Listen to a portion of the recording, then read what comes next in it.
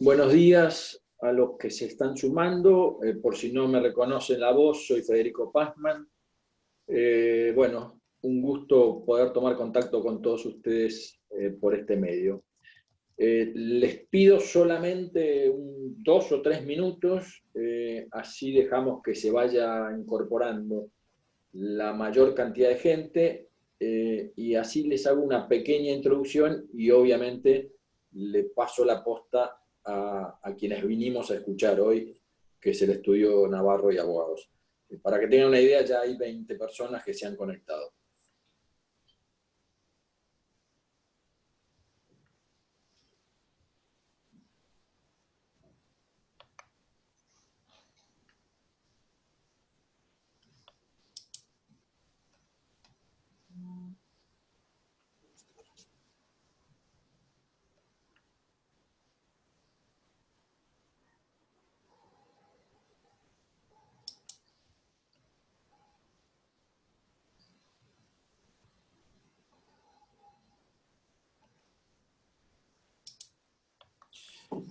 Aclaro que yo no veo a ninguno de los que se han conectado, por las dudas, porque algunos ya me han preguntado por el celular. Yo solamente tengo la cantidad de gente que se está conectando. Y la lista también, ¿no? ¿Quiénes están? Así que Andrés, Carricat, Chabrillón, Bernardo Yesenís, Carlos Aymar, Cristian Ladanaz, Diego Pérez, Fernando Marroquín, Germán Wernicke, Hernán Ramos, Ignacio Vaquero, Salinas, Ignacio, Javier Sañudo, José Casale, Josefina Sackman, José Orte, Julio Kowalski, Leonardo Ortino, Marcelo Stanieto, Ricardo Cábanas, Roberto Salim, Rubén Banquio, Santiago Berizzo son los que están hasta ahora, así que bienvenidos a todos.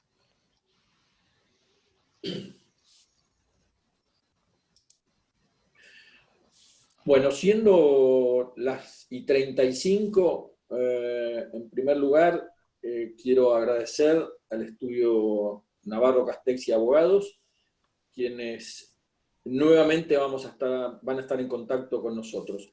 Algunos de ustedes los conocen porque Alberto estuvo, si la memoria no me falla, 2 veces, y la segunda con Horacio Rotela en las oficinas de la Cámara, eh, brindándonos una charla. La semana pasada hablamos, nos ofrecieron darnos una mano con las complicaciones que tenemos hoy, así que ya los vamos a aprovechar. Calculen que vamos a estar en el Zoom alrededor de 1 hora, 1 hora y cuarto. El estudio va a ser una presentación 20 minutos y después fundamentalmente vamos a ir con las preguntas que ustedes vayan haciendo. Para ordenar esto, las preguntas ustedes van a ver que tienen un sector donde pueden hacer las preguntas. Lo que le pedimos es que la hagan en mayúscula para nosotros, para que yo se las pueda ir direccionando al estudio. Así que, Alberto, te paso la posta a vos. Gracias, Federico, y muchísimas gracias a vos y a Cair por la invitación de hoy.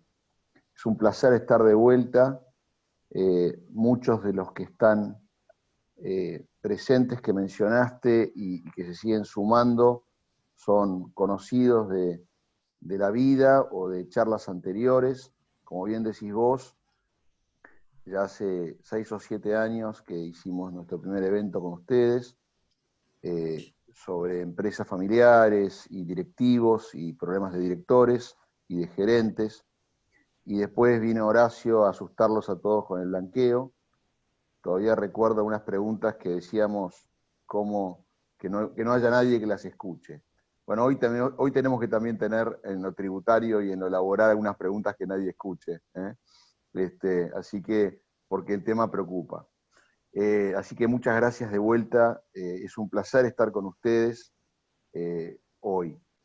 Quiero presentarles como socio fundador del estudio a mis socios hoy presentes, que gracias a la tecnología nos permite que seamos tantos hoy fácilmente a pesar de la cuarentena. En primer lugar les quiero presentar a Diego Cábana. Buen día. Buen día, Diego. Diego es un experimentadísimo abogado en derecho inmobiliario, con una preparación de más de 20 años en el rubro, conoce todas las operaciones inmobiliarias habidas y por haber. Tiene una especial, preparación de derecho civil y comercial, lo que lo transforma en un abogado completo. Estoy muy contento que Diego nos acompañe hoy. Gracias, Diego, por estar, y obviamente está ubicable siempre en el estudio. En segundo lugar, quiero presentarles a Horacio Rotela, que ya lo conocen mucho, que es nuestro socio en impuestos. Con esa carita linda que tiene en la foto, la pone de perro para poder enfrentar a la FIP. Así que, Horacio, gracias por estar. Buen día, Horacio. Y sé que tenés mucho para contar en materia tributaria. Gracias, Alberto. Buen día para todos. Y finalmente lo quiero presentar a Rodolfo Bedoya, socio en Derecho Laboral. Rodolfo está atajando penales permanentemente porque, como ustedes saben, si bien la problemática laboral asusta más a las empresas de personal intensivo, con gran cantidad de gente, la verdad que a todas las pymes, y sé que ustedes representan a muchas y están muy cerca de muchas pymes, la problemática laboral y previsional importa muchísimo, sobre todo por las oportunidades las pocas que se abren para evitar pagar cargas sociales o poder plantear la posibilidad o estar candidateados para pagar menos sueldo, y además todos los que tienen que por una razón u otra enfrentarse a la posibilidad de despedir o de reducir sueldos o jornada, etc. Rodolfo en eso va a contestar todas las preguntas que tengan. Gracias, Rodolfo. Hola Alberto, buen día a todos. Gracias a vos y a Cair. Así que bueno, presentados todos nosotros, Federico, si a vos te parece, damos comienzo a esta primera parte de una exposición que les permita a todos escuchar un poco lo que queremos contarles, para que después sí los protagonistas sean ustedes con las preguntas.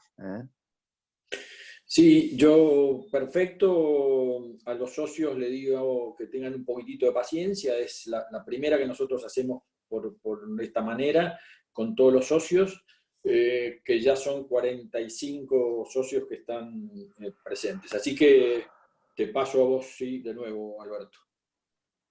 Bueno, de vuelta, buen día a todos los que se sumaron ahora, y una vez más, aunque parezca no es redundante nunca, gracias Federico y gracias Cair por invitarnos. Vamos a esta exposición previa a las preguntas, que estimamos en unos 20 minutos aproximadamente, repartirla en 3 partes.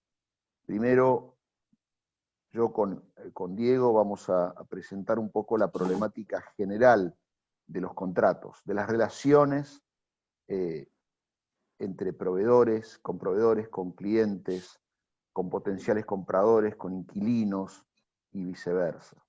Es decir, la realidad que nos toca a todos en lo que hace a las relaciones comerciales.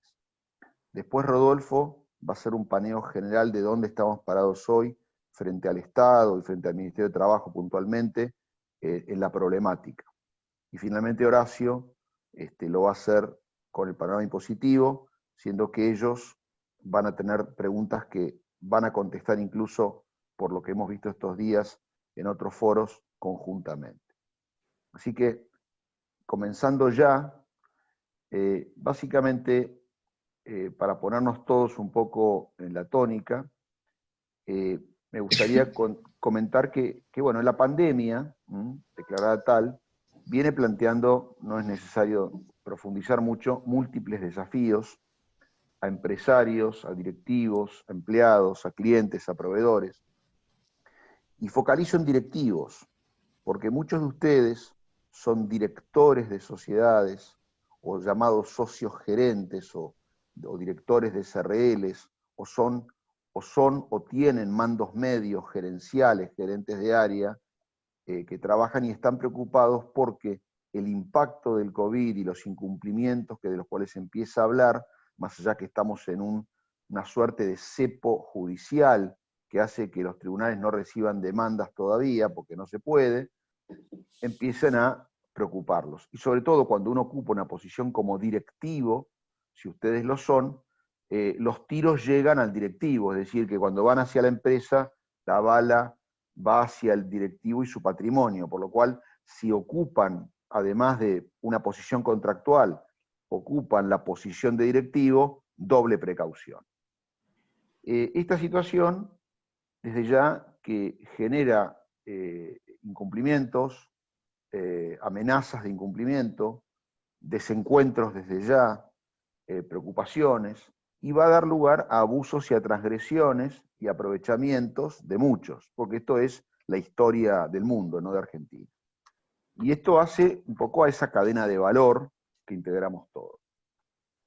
Lo de pasarle el problema al otro y el límite entre lo que está bien y lo que está mal, el coronavirus lo pone absolutamente arriba de la mesa, ¿sí? Entonces ustedes, desde su posición en la vida, que el derecho en principio no es nada más ajeno a su realidad, que las palabras que lo integran, empezaron a escuchar palabras como caso fortuito, fuerza mayor, hecho del príncipe, abuso del derecho o abuso de la posición dominante, imprevisión, frustración de las expectativas en el contrato, rescisión, resolución de contrato, incumplimiento justificado, o porque vos no, me imagino que no vas a cumplir, yo tampoco te voy a cumplir. Parecemos niños a veces, pero es así. Todas estas realidades no son un juego de niños y no pueden ser invocadas con un mero y superficial interés exculpatorio. Y menos que menos pueden ser invocadas en buena fe, que es una palabra clave acá, en forma automática. Hay que ser proactivo. De eso después, Federico, cuando concluyamos, tengo 4 o 5 recomendaciones finales al final del evento. La situación se agrava porque el nuevo Código Civil y Comercial, en su artículo 8, vino a recordar ya textualmente una vieja disposición del Código Civil uruguayo, con el cual me formé porque yo nací allá, que, más allá que soy argentino y abogado argentino, que dice que la ignorancia de la ley no sirve de excusa, punto. O sea, que yo no sea abogado no me exonera porque la ley la tenemos que conocer todos. Bueno, ¿y cuáles son esas palabras que hablamos hoy? En primer lugar, el caso fortuito. Básicamente, lo que la ley lo considera un hecho que no ha podido ser previsto o que habiendo sido previsto no ha podido ser evitado. Esto es muy interesante de que no fue previsto o habiendo sido previsto no pudo ser evitado, porque después me va a gustar que Diego comente los casos de los contratos donde uno firma el contrato de adhesión y renuncia al caso fortuito, y entonces cuando renuncia al caso fortuito no lo puede invocar. Hay que ver si siempre o en alguna oportunidad, a pesar de haber renunciado al caso fortuito o a la fuerza mayor, uno igualmente lo puede invocar. Responde en muchos casos a los hechos de la naturaleza, y esto es un típico hecho de la naturaleza. Podría haber sido un terremoto, podría haber sido cualquier otra cosa, pero tiene un primo hermano el caso fortuito, que es el hecho del príncipe, que es cuando el caso fortuito o la fuerza mayor deviene de una autoridad gubernamental.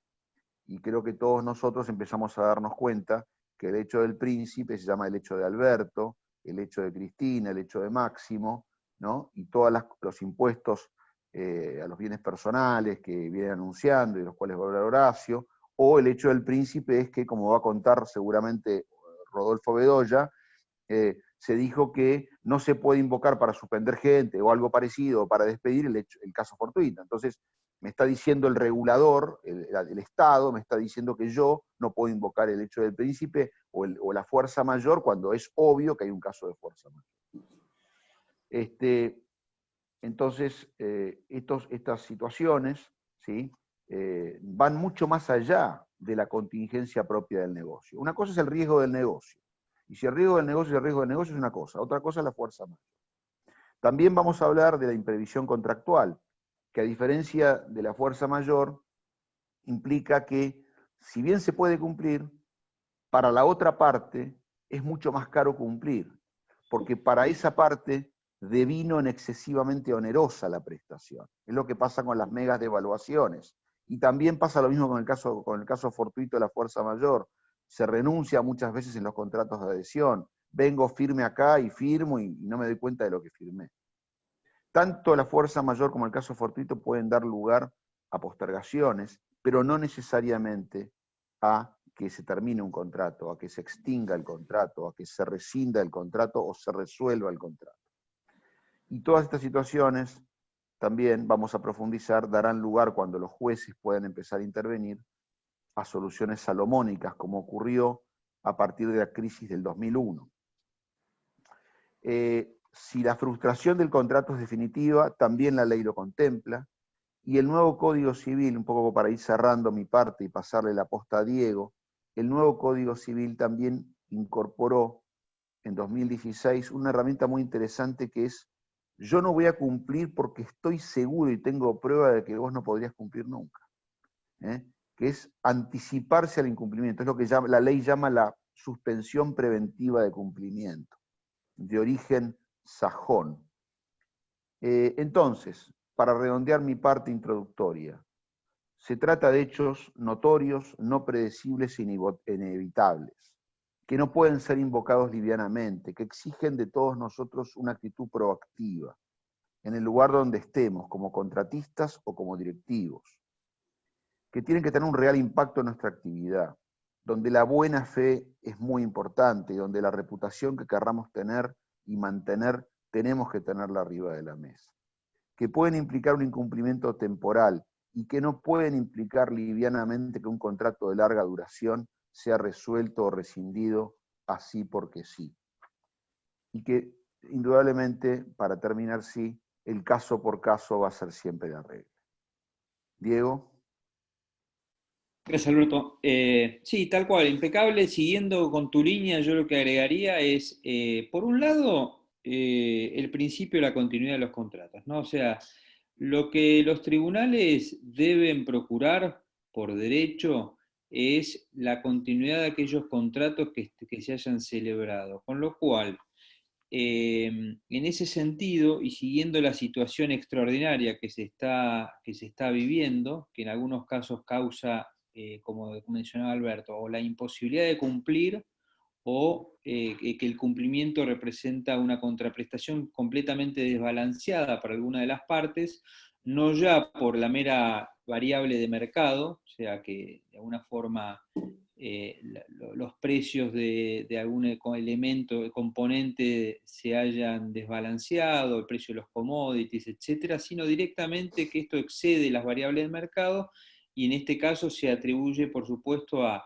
un contexto donde hay un caso fortuito, que sería la pandemia, y luego la imposibilidad de, la actividad agropecuaria no está en cuarentena, pero de alguna forma la economía está parcialmente paralizada. Entonces, todos estos escenarios plantean diferentes soluciones.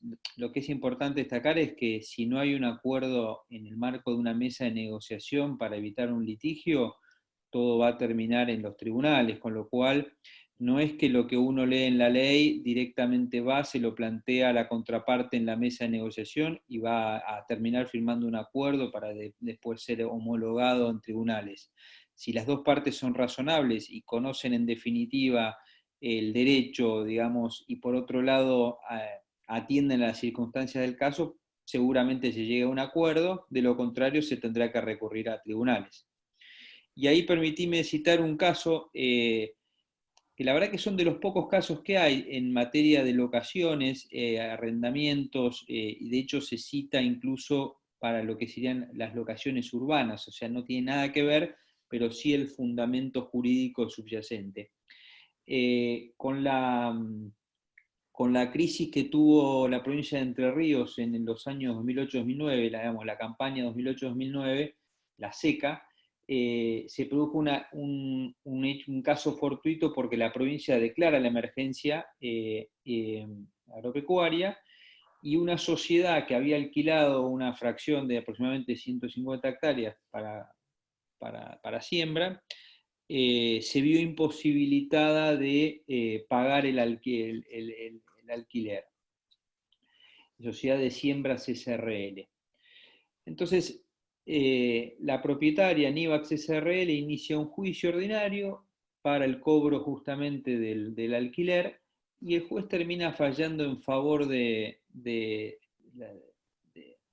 la arrendataria, en base a que se había dado una circunstancia extraordinaria, que sería en este caso la sequía, que esa sequía, incluso reconocida por la propia autoridad provincial, representaba un caso fortuito, y ese caso fortuito le causaba a Sociedad de Siembras SRL una incapacidad, una imposibilidad de cumplimiento de la contraprestación, que sería el pago del, eran, no, si mal no recuerdo, 10 quintales de soja. Entonces, ese es un caso interesante como para ilustrar un poco lo que nosotros venimos hablando, que puede de alguna manera sonar quizás abstracto. Yo creo que para nadie suena abstracto porque la estamos viviendo. El que está encerrado en su casa, le hablan de cuarentena y empieza a pensar lo que significa la cuarentena. Ya no es un concepto abstracto de pensar que los tanos están lejos en cuarentena, sino que ahora estamos todos en cuarentena y sinceramente tenemos en claro lo que significa. Acá un poco también, como mencionaba Alberto, conceptos que se veían vagos y de alguna forma abstractos, y de pronto alguno tenía que de alguna forma repasar cada vez esos conceptos que pocas veces se aplicaban como para ver cuál era el significado y refrescarlo. Hoy lamentablemente somos todos expertos casi en estos temas. Llevando ahí, vamos a una cuestión que es sumamente relevante que había planteado Alberto, que es qué sucede a nuestros clientes cuando, de alguna manera, ya sea por utilizar formatos preacordados que no tienen su adecuada revisión, porque de alguna forma existe eventualmente un verdadero desequilibrio entre el poder de negociación de una parte y la otra, cuando existen estas cláusulas donde se renuncia a la teoría de la imprevisión, a invocar el caso fortuito, a los efectos de ser un eximente de responsabilidad o a los efectos de la renegociación de las prestaciones. ¿Por qué hago esta distinción?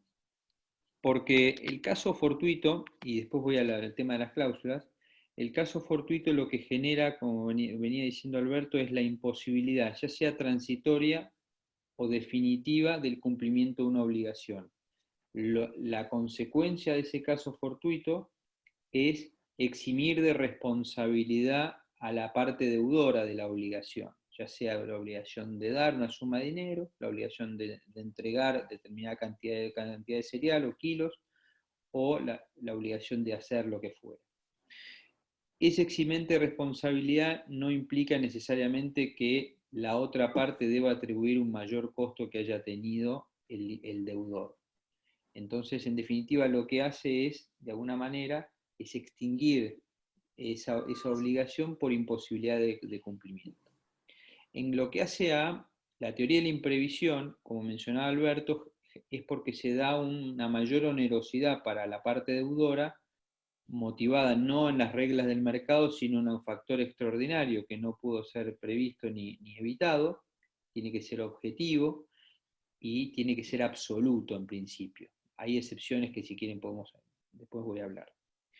Entonces, es a partir de ese desequilibrio de las contraprestaciones que se habilita la instancia de la renegociación de los contratos, que puede no solo limitarse a la renegociación del precio, sino que en general al contrato en sí. Es decir, puede eventualmente que la solución entre las partes, acordada para evitar un litigio o en el marco de un litigio, sea de alguna manera mayor plazo, prorrogar algún determinado pago, determinadas variables que se pueden ir dando, que en definitiva lo que buscan es aliviar la carga excesiva que se generó en el deudor.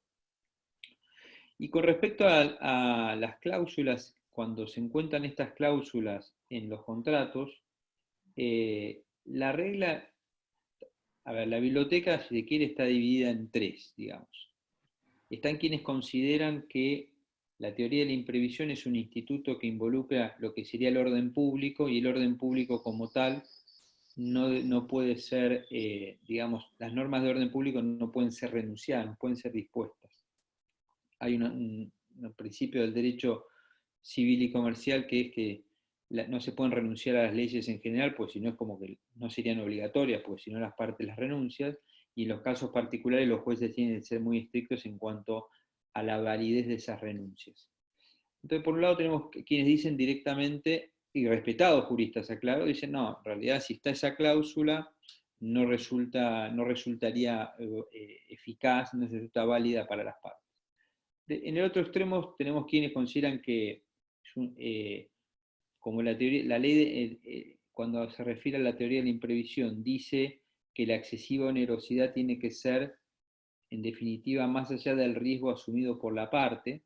Entonces dice, bueno, el riesgo asumido por la parte es el propio del negocio y además aquel que pudo haber asumido contractualmente, con lo cual, si dijo que renunciaba a la teoría de la imprevisión, en definitiva está ejerciendo sus derechos comerciales, digamos, y por ende es válida la renuncia.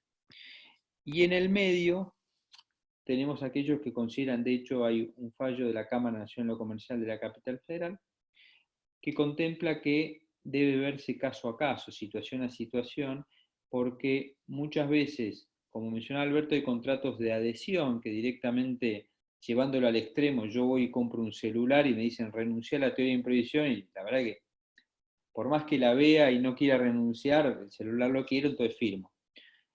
Y después tenemos otros casos, como decía, donde existe este gran desequilibrio entre el poder de negociación. Entonces, en esos casos, no es que si yo invoco en una carta o documento que la cláusula tal, que donde la cual renuncié a invocar estas causas es nula. No, la nulidad de esa cláusula la voy a tener que conseguir con una sentencia, con lo cual, en definitiva, voy a tener que estructurar debidamente los argumentos como para atacar la cláusula en el marco de un juicio y a partir de ahí con poder hacer una renegociación de las prestaciones del contrato. Entonces, más o menos por acá vamos. Y básicamente tenemos cubierto lo que serían los factores y las consecuencias de alguna forma de imputación de la responsabilidad, la habilitación de la instancia de negociación, la exhibición en el caso de imposibilidad de cumplimiento, la invocación de las cláusulas. Lo sumamente importante, y esto es clave incluso en el marco de este fallo que yo le cité, y lo mencionaba Alberto anteriormente, es que es clave acreditar debidamente el impacto que tenga la medida. Vamos a poner un ejemplo. Yo soy abogado, tengo la biblioteca, veo los decretos publicados en virtud de los cuales se fue dictando la cuarentena, restricciones a X actividad, entonces, ¿yo qué hago? Agarro los decretos y digo, señor juez, mire, vengo a invocar la teoría de la imprevisión, la imposibilidad de cumplimiento causada, la imposibilidad de cumplimiento causada por estos decretos, y ya está, tengo hecha la prueba. Las sentencias que se han dictado a través de los años han declarado que acreditar la restricción, si se quiere, de manera objetiva y abstracta no es suficiente. Yo lo que necesito, en el caso del caso fortuito, que es la imposibilidad, necesitaría demostrar por la norma, que en realidad, como dice Alberto, el derecho es conocido, digamos, eso, a partir de su publicación en el boletín oficial y al X días se presume conocido y no se puede invocar el desconocimiento del derecho, la ignorancia de la ley. Entonces, eso es un factor buenísimo que lo mencionás. Pero lo importante es, en el caso de la imposibilidad, es acreditar debidamente cuál fue la imposibilidad y por qué me causó esa imposibilidad, que esa imposibilidad, como dije, tenía que ser objetiva y no subjetiva por una circunstancia mía como deudor, y en lo que hace al carácter absoluto de la imposibilidad, es interesante mencionar lo siguiente. ¿Qué sucede, por ejemplo, si yo tengo una imposibilidad de cumplir, pero en realidad no puedo cumplir por mí, pero sí a través de un tercero? Bueno, en ese caso hay jurisprudencia y mucha doctrina nacional que lo que dicen es lo siguiente. Dice, si vos en realidad es la obligación, no la podías cumplir vos, con lo cual sería una imposibilidad subjetiva, pero vos podías a través de un tercero procurar la contraprestación, en ese caso si es acorde a las espaldas económicas que vos tenés y a las posibilidades razonables, deberías haber procurado el cumplimiento a través de un tercero. ¿Sí? O sea, es importante entonces tener muy presente, ser muy cauteloso en lo que hace a la acreditación de la imposibilidad o a la acreditación de la mayor onerosidad y ir preconstituyendo pruebas, o sea, no esperar al día último y empezar a decir, bueno, vamos a revisar, a hacer una especie de arqueología de la realidad, sino ir guardando, por ejemplo, desde notas de periodísticas, desde registro de precios, desde registro de lluvia por parte del registro local, todos aquellos documentos que me sirvan como para poder fundar el día de mañana si eventualmente llega a un juicio. Ojalá que no, y ojalá que eso sirva como ese bagaje de documentos y antecedentes sirvan para una negociación más fuerte porque la contraparte te ve preparada. Pero sí o sí es conveniente ir trabajando hoy en lo que pueda llegar a necesitarse de acá a N meses o años. Así que con Diego, esto, sí, bueno, perdón, no te quería interrumpir, no pero terminé. que lo que vos decís, yo quisiera agregarle algo más antes de pasarle la posta a Rodolfo, que es un poco la oportunidad de la cuarentena, es una invitación a todos a revisar nuestros contratos y a ver lo que podemos hacer mejor hacia adelante. Hay situaciones en las cuales ya estamos involucrados. Pero una cosa que yo vengo observando estos días y que hemos hablado es que quienes vienen a vernos, por decirlo así, nos llaman y nos muestran los problemas que tienen, hay casos de grosera redacción de contratos que podría haber previsto cosas de haberlos mínimamente mirado con alguien al lado. Y contratos importantes. Anoche me llamaba un pobre tipo que alquila cuartos en su casa porque se le casaron todos los hijos. Y tiene uno que no le paga, que se le cerró la puerta, que es mujer y que le dijo voy a invocar acoso, voy a invocar esto, y tiene un ocupa en su casa, porque los contratos están mal hechos. Otros que les dicen en este contrato renunciás al caso fortuito fuerza mayor, pero en definitiva el que le dice eso es el que le firmó un contrato vinculado, como pasa con los granos a futuro y con las cosechas a futuro, donde hay timba. Entonces en la timba es timba, o sea, no podés decir, uy, hubo imprevisión, no, es timba. A principio de siglo, con la crisis del 2001, un fallo contra el Citibank que pretendía en Argentina buscar el riesgo compartido y repartir el riesgo, porque los forwards, pases, futuros y todas estas operaciones que tienen su correlato en esta industria de ustedes, le habían salido mal, ¿no? Era timba. Entonces, hay casos donde hay que analizar, por lo cual es una invitación a mirar qué tipo de relación contractual tenemos y a instrumentarla mejor. Porque después los problemas no los trae el COVID, los problemas los traen los malos contratos, hechos así nomás. Esto me refiero a los contratos de cambio, como puede ser una compraventa, los contratos de ejecución diferida, como puede ser un arrendamiento, una locación, una parcería, que tienen que ser administrados, que es otro concepto. A veces hacemos un contrato, y creo que en la industria de ustedes se puede aplicar también, y no entendemos de administrar los contratos. Tienen vida propia, son seres, no vivos, pero cuasi vivos, que tienen obligaciones que después, cuando llegan los momentos difíciles, nos olvidamos de que nos vienen a pasar la factura. Nada más por parte de nuestra, Federico, yo creo que esto va a dar seguramente lugar a preguntas. Así que, si a vos te parece, Federico, nos vamos ahora a Rodolfo y después a Horacio. Tenés que desmutarte, estás sin micrófono. Perfecto. ¿Vos querés preguntas ahora o pasamos a Eduardo?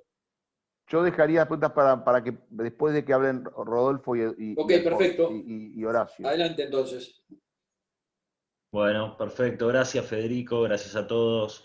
Voy a ser bastante breve porque sé que el aspecto laboral no es una problemática de la Cámara, así que un poco es contarles un poco un panorama general de este aspecto. El COVID-19 o el coronavirus agarró a la actividad laboral en plena decaída, porque el país estaba con una inflación galopante, un dólar en subida, un virtual default, entonces toda la actividad económica venía muy mal y el coronavirus lo agravó considerablemente. El coronavirus básicamente afecta a las empresas. Nosotros ya en todas las charlas que estamos dando decimos que hay tres tipos de actividades afectadas, ¿no?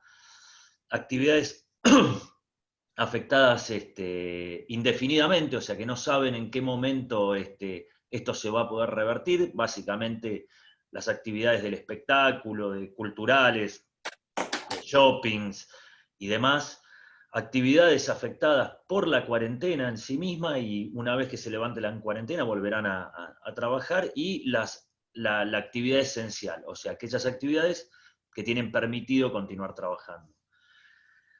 Todo lo que es la actividad rural, esa actividad o fue determinada como actividad esencial, con lo cual básicamente, o por lo menos lo que vemos en nuestros clientes es que han continuado trabajando y todas las consultas que recibimos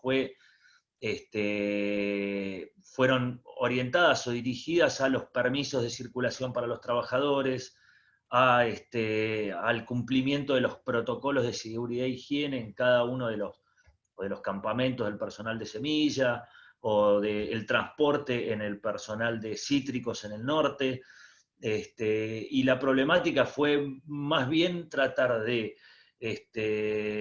solucionar o homogeneizar todos estos problemas, porque hay una cantidad de normativa municipal y provincial que está afectando más que nada la forma en cómo se va a desarrollar el trabajo y el transporte.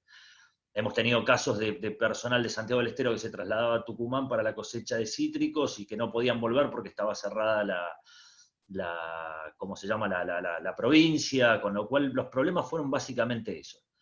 Sin embargo, por la relación que tenemos con la UATRE y con algunas otras entidades, vemos que la actividad económica general ha impactado en el campo. Se han cortado las cadenas de pago, se han ralentizado las cadenas de pago, todo lo cual, en definitiva, es una muestra de que la economía está interconectada, ¿no? Y no son compartimentos estancos. Muy bien, en todo este caos, o en toda esta crisis que este virus maldito ha generado, lo que también analizamos fue cuál fue la actitud del presidente o del gobierno ante esta pandemia, ¿no? Bueno, allá por el 30 de marzo, lo primero que hace el presidente, además de una doble indemnización que ya venía desde diciembre, dice: señores, a todas las empresas, todos los empleadores, incluido el campo, que tiene su régimen de trabajo particular, no pueden despedir ni pueden suspender personal invocando la crisis, ¿sí?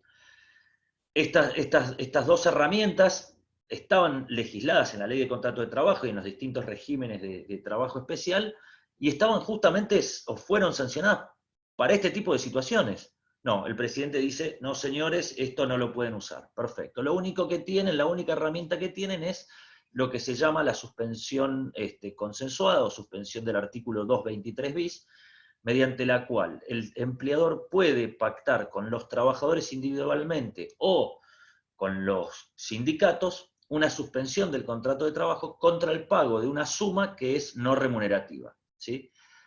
Básicamente lo que hizo el presidente fue decirle: señores, negocien con los gremios, porque las empresas que están muy sindicalizadas, es obligatorio y necesario concordar estas suspensiones con el sindicato. Bueno, ayer vieron que la UIA y la CGT se reunieron y le recomendaron al Ministerio de Trabajo homologar automáticamente las suspensiones que impliquen el pago de un 75% del salario.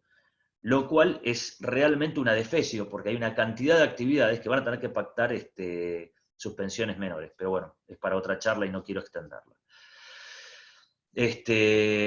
Entonces, eliminó o suspendió estas dos herramientas claves para las empresas, le dejó solamente una suspensión que tienen que concordar con los gremios, y y a su vez obligó a todas las empresas cuyos trabajadores no trabajan a que tengan que pagar el 100% del salario, ¿sí?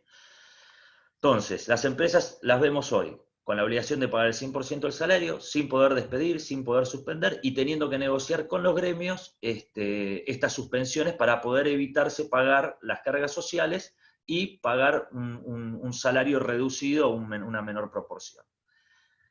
Esto sería lógico en un contexto como el de Estados Unidos o en el de España, donde el Estado dice, señores, yo le pago a todas las empresas el 75% del salario, o les inyecto una cantidad de dinero para que puedan mantener su actividad. Al contrario de esto, nuestro gobierno lo que hizo fue sacar este famoso programa de asistencia de emergencia al trabajo y la producción, mediante el cual, al día de hoy, primero fue reglamentado el lunes pasado, con lo cual, habiendo transcurrido ya 1 mes y 10 días de la pandemia, recién ahora está reglamentado. Bien.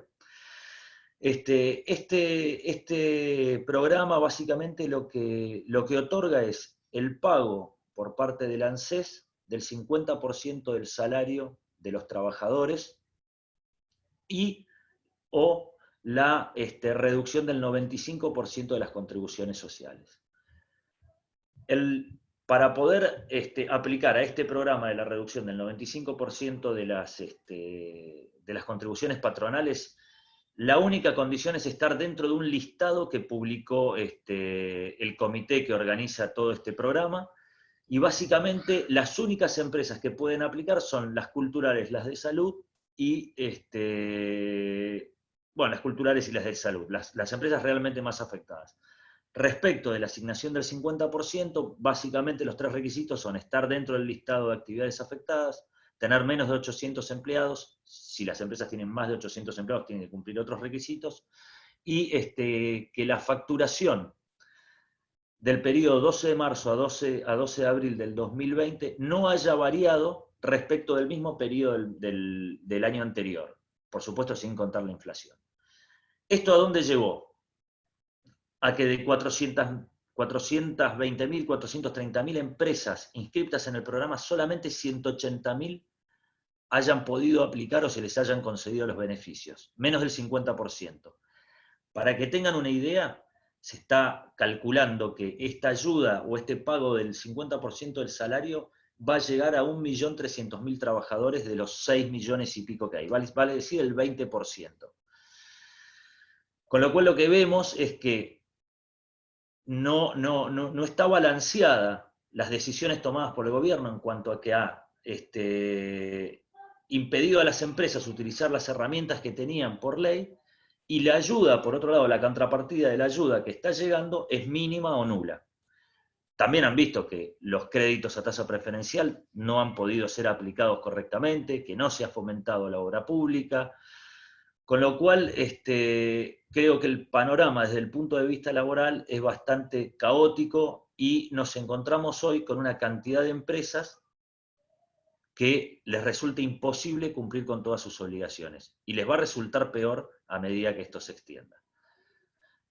Bueno, Federico, Alberto, creo que este es un poco el panorama general. Si después hay alguna pregunta puntual, encantado de contestarla.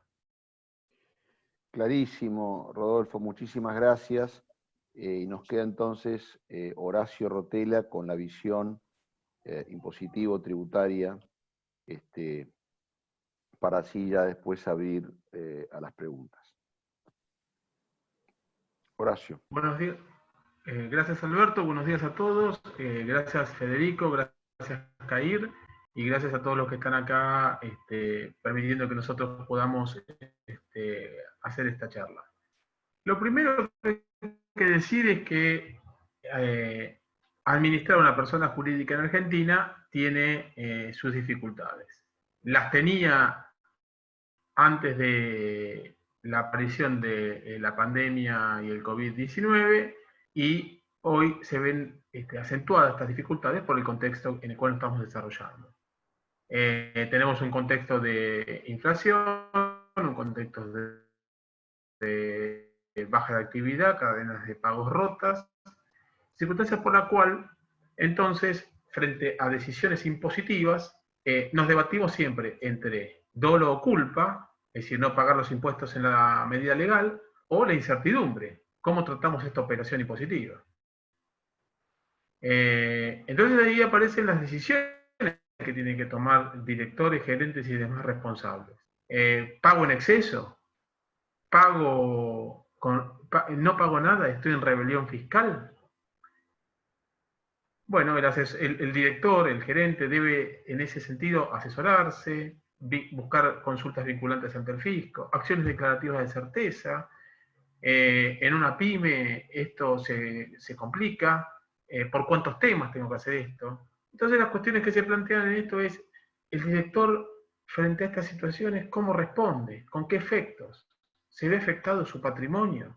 ¿Le aplican la ley penal tributaria? Y si se aplica, ¿tiene la posibilidad de extinguir la acción penal vía el pago? Recordemos que el director es un responsable por deuda ajena, es decir, la deuda es de la sociedad, es el que tiene la deuda propia, pero quienes administran son responsables del cumplimiento de la deuda y de la obligación tributaria.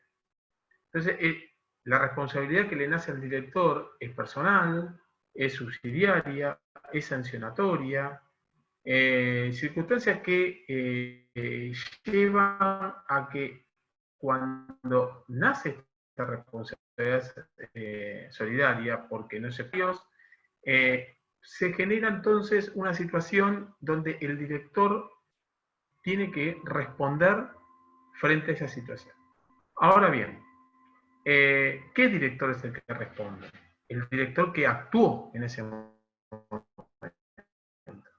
Y esto está dicho en un dictamen del año 58.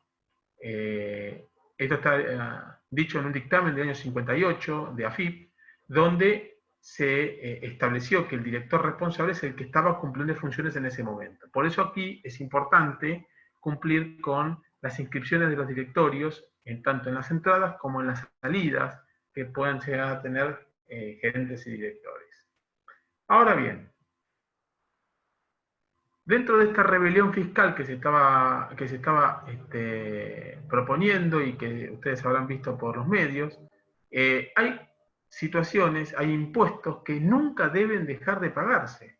Hay riesgos que son asumibles y hay riesgos que no deben asumirse jamás. ¿Cuáles son aquellas situaciones que no deben asumirse jamás? La de no ingresar el importe que se haya recaudado como agentes de retención o percepción. ¿Por qué? Porque ese impuesto no es un impuesto propio, es un impuesto que el fisco nos puso a los agentes de retención y percepción para que se lo recaudemos en su nombre. Entonces, este impuesto debe ser ingresado siempre. Además, queda claro que este tipo de obligaciones, queda claro de la ley penal tributaria, que este tipo de obligaciones no se puede extinguir la acción penal vía el pago. Entonces, caer en... ¿Y cuándo caemos en situación de acción en situación penal? Caemos cuando superamos por habernos apropiado indebidamente de tributos o recursos de seguridad social por una suma mayor a 100.000 pesos por mes y que no se hayan pagado durante un plazo de 30 días. Si caemos en la cuestión penal, por este tipo de situaciones, la misma acción penal. Entonces, ¿qué impuestos tenemos que debemos siempre pagar? Retenciones y percepciones nacionales, SICORE, retenciones y percepciones provinciales, los aportes del formulario 931, las retenciones de seguridad social, empresas de vigilancia, constructoras, parques, etc. Estos impuestos deben siempre ingresarse para evitar la cuestión penal. Ahora, puede ser que estemos en una situación donde estemos tan ahogados que debamos no poder pagar estos impuestos. Bárbaro. En ese caso, lo que debemos hacer es que nuestra conducta no sea reputada como una conducta delictiva, porque lo que vamos a tener que poner en claro, y vamos a tener que justificar, y vamos a tener que hacerlo desde el día 1, es mostrar nuestra verdadera situación de imposibilidad del pago a los fiscos. Y esto se hace, con la documentación necesaria, se hace haciendo,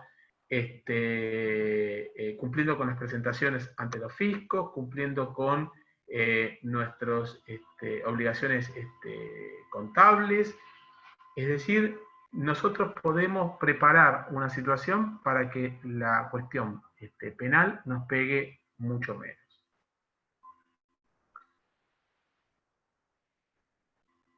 Otro aspecto importante es que el diferimiento de los impuestos propios van a generar el devengamiento de intereses, los famosos intereses resarcitorios.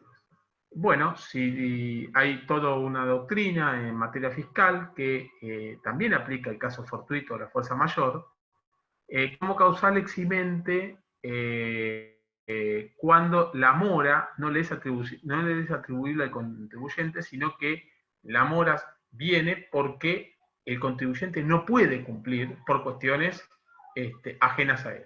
Estas cuestiones son eximentes para el devengamiento de esos intereses resarcitorios.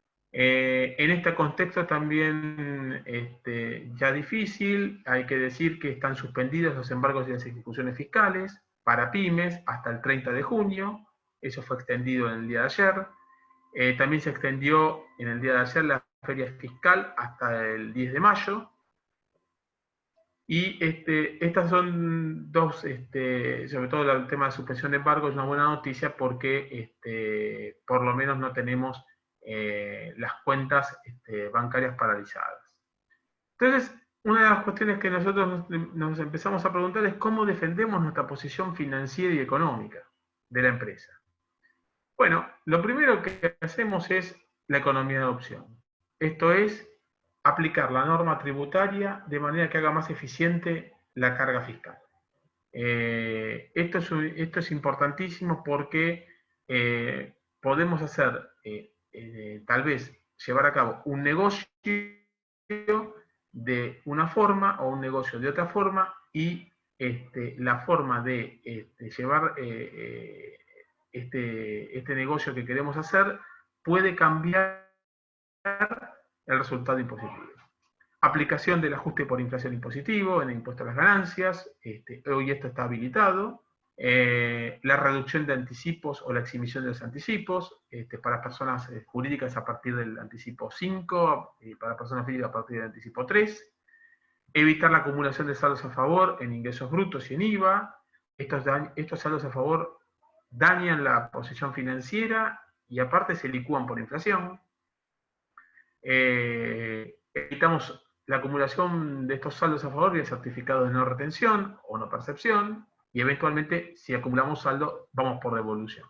Tenemos también la posibilidad de pagos diferidos, como planes de facilidades de pago permanente, que están extendidos hasta el 30 de junio, y tenemos la moratoria de la ley 27.541, que el primer tramo está extendido hasta el 29 de mayo y el segundo tramo hasta el 30 de junio.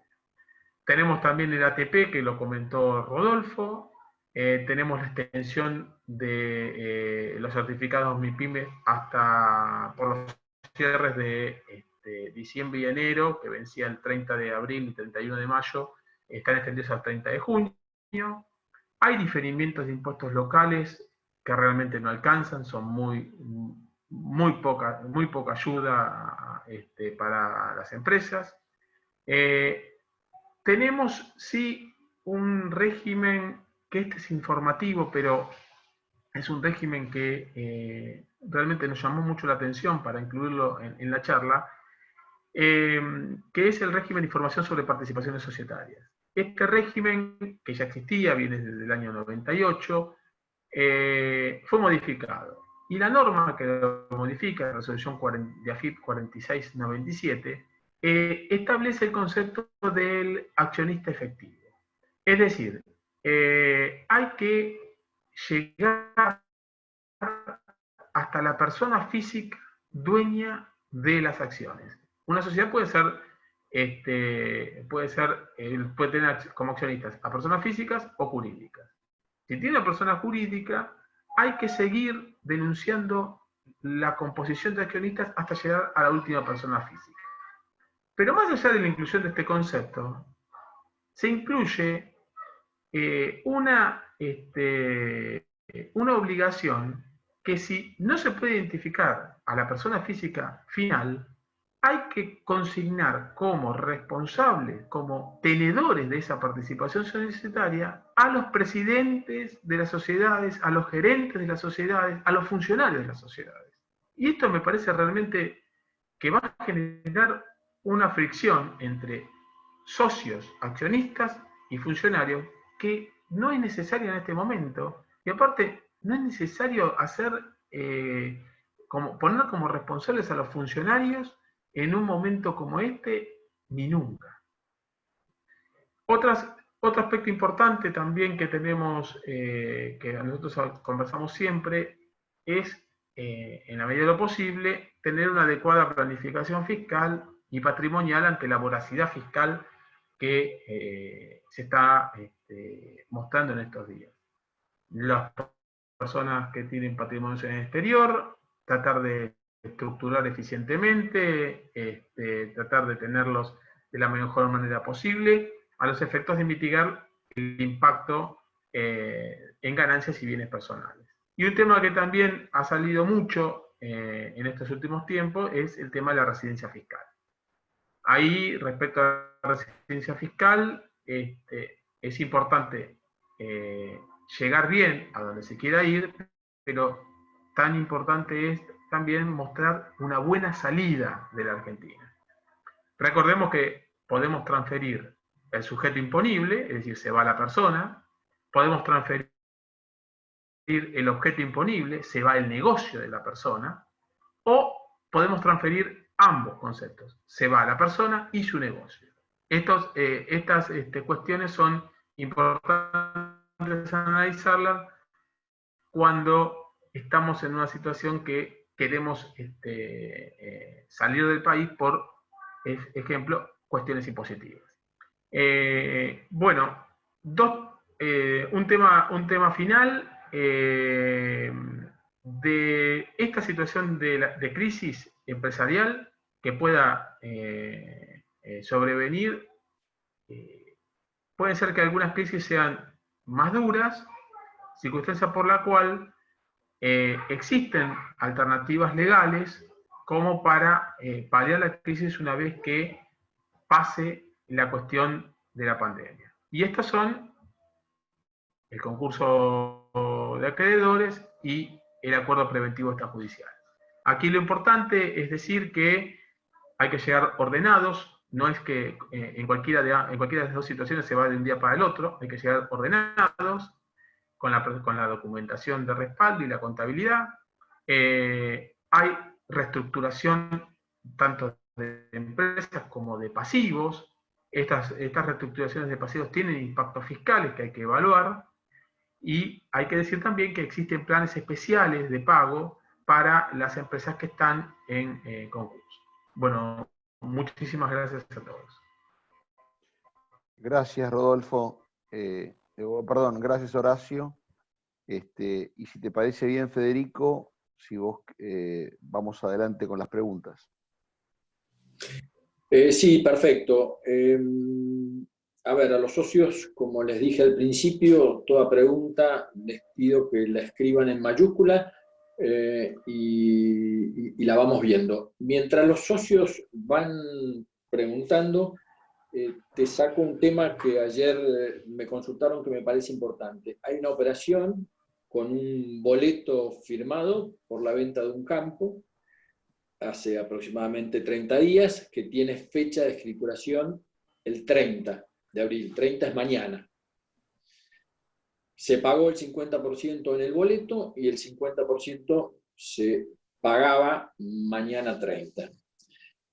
Ambas partes están totalmente de acuerdo en respetar lo que originalmente acordaron. O sea, quien compró el campo quiere pagar el 50% que falta y tomar posesión. Si pudiera, obviamente, el 30 de abril. Y el vendedor lo que quiere es percibir el 50% del saldo que falta. Como escritura no se puede hacer mañana 30, la consulta es qué sugerencia hay cuando las dos partes están totalmente de acuerdo en poder avanzar en las mismas condiciones que fue pactada la operación. No sé si está clara la pregunta, Alberto. Sí, te creo que está clarísima. Por suerte tenemos partes que en buena fe y con total interés quieren ir adelante con esto. El nuevo Código Civil y Comercial tiene disposiciones claras, además, sobre los boletos de compraventa. Estaba viendo acá el artículo 1170 del Código Civil y creo que es una situación donde la imposibilidad de desplazarse ya justifica por sí solo, digamos, la postergación.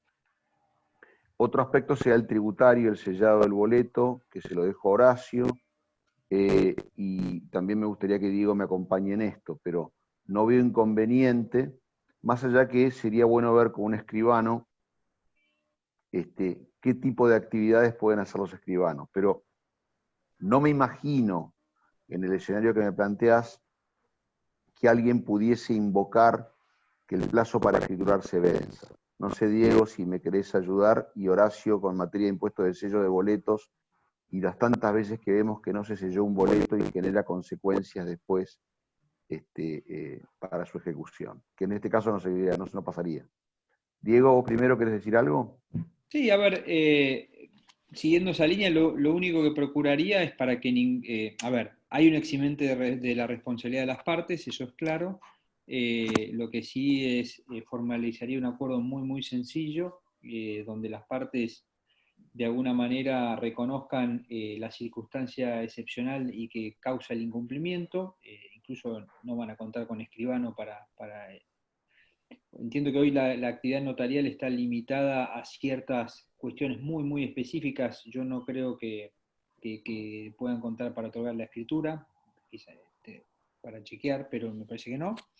Pero aún así, dejando de lado la intervención, la imposibilidad o no del escribano, no pudiendo las partes y habiendo un acuerdo de las partes de modificar la fecha de escrituración y de pago del saldo, quedaría por instrumentarlo con un acuerdo con X días a partir de, dentro de los tantos días a partir del levantamiento de las restricciones, y si está ya designado el escribano, buenísimo, y en todo caso incluir en el documento que el escribano citará a las partes en el domicilio del mismo, citado en tal lugar, a partir de que estén dadas las condiciones como para avanzar en la escrituración. Si en el boleto no está prevista la obligación de entregar la documentación y existe documentación pendiente para asegurarse, llegado el momento, poder escriturar rápido, incorporar alguna referencia, pero lo más sano en esos casos es que el tercero en cuestión, que sería el escribano, sea el que deba convocar a las partes para el día y hora, en todo caso, con las obligaciones de cada una de las partes de entregar lo que corresponde entregar, quedando solamente por cumplirse la firma de la escritura y el pago del saldo. Nada más. Como veo que hay, Diego, además una pregunta sobre que comprador y vendedor, que creo que se entiende es otra pregunta, Federico, viven en distintas ciudades sin poder desplazarse, ¿cómo instrumentar, no, el acuerdo? Yo quiero introducir el tema del valor enorme que tiene el correo electrónico, el valor enorme que tiene el WhatsApp. Estos instrumentos de la tecnología le dieron todas las soluciones a las que no pudo encontrar el pobre fax, que pasó a mejor vida como instrumento sin lograr una certeza como principio de prueba. Hoy, la tecnología del WhatsApp y la tecnología del mail permiten que nadie pueda negar su validez como instrumento. Por lo cual, todo lo que ustedes, integrantes de la Cámara, utilicen con términos claros en correos electrónicos intercambiados, tiene un enorme valor, y más en este momento. Creo que es un poco una respuesta a la pregunta de Fernando. No sé, Diego y Horacio, que perdón, que quieran agregar algo. No, estoy de acuerdo. Nada. Yo quería hacer un comentario respecto Contratos por de... correspondencia tienen un menor... El Código Civil y Comercial nuevo contempla los contratos por correspondencia y el mail es correspondencia. Perdón. Yo quería hacer un comentario respecto de lo que se había hablado de la entrega de la posesión. En materia impositiva, sobre todo lo que tenga que ver con impuesto a las ganancias e impuesto al valor agregado, lo importante no es la firma del boleto o la escritura, sino la posesión, la entrega de la posesión. Entonces, ahí nace el hecho imponible. Y esto es importante porque si en esta operación que se va a llevar, se llevaría a cabo el día de mañana, tenemos que se confirma la entrega de la posesión durante el día de mañana, entonces ahí nace el hecho imponible para las partes. Es decir, a partir de ese momento, quien vende da la utilidad y quien compra puede incorporar el bien comprado a su patrimonio como un inmueble. De lo contrario, el que hasta ahora puso el 50%, quien desembolsó el 50%, hoy tiene un crédito, y quien percibió el 50%, hoy tiene un pasivo, hasta tanto la operación no se perfeccione. Y la operación queda perfeccionada con la posesión. Diego, ¿querés aclarar algo? No, para nada. Alberto, una pequeña duda, porque hubo una parte que no me quedó claro. Relacionándolo con la pregunta que yo te hice, está claro que mañana no pueden escriturar. Ellos ya saben que no pueden escriturar. La operación no se puede escriturar por la situación actual. La consulta específica es, queriendo una de las dos partes, recibir el 50% del saldo mañana y el otro tomar posesión del campo mañana, ¿hay algún documento que puedan firmar y a distancia, obviamente, para que se puedan cumplir estos dos puntos, donde el comprador transfiera el importe que falta y el vendedor lo habilite a ingresar al campo? ¿Querés que responda yo, Alberto, o avanzas como quieras? Déjame avanzar un poquito, pero Dale. muy cortito, y te la dejo a vos porque me encantó y obviamente me parece una pregunta sumamente práctica, con riesgos desde ya. Asumo, pero Diego, te paso enseguida la posta. No, por favor. Asumimos que acá hay dos personas que se llevan bien, Federico. Correcto. Asumimos que hay un boleto de compraventa. ¿Sí? Hay un artículo, el 1170 del Código Civil, que otorga al comprador de buena fe y que cuenta con un boleto, es decir, que no ha podido escriturar aún, que es tu pregunta, que tendrá prioridad sobre el derecho de terceros, particularmente si estos traban embargos o medidas cautelares sobre ese inmueble prometido en venta. Igualmente, que si paga el 25%, y estamos hablando de mucho más del 25%. El problema no es que tenga prioridad sobre otros. El problema es que va a entregar mucho dinero a quien todavía no le transfiere la propiedad, le transfiere la posesión, pero la posesión no es la propiedad. Entonces, hay una zona de riesgo que es qué le pueda pasar al propietario de ese campo, que después no pueda transferirle. Entonces, el Código Civil lo ampara en muchísimo a ese compromitente comprador de buena fe, que pone dinero. Nadie le puede negar el derecho a escriturar, pero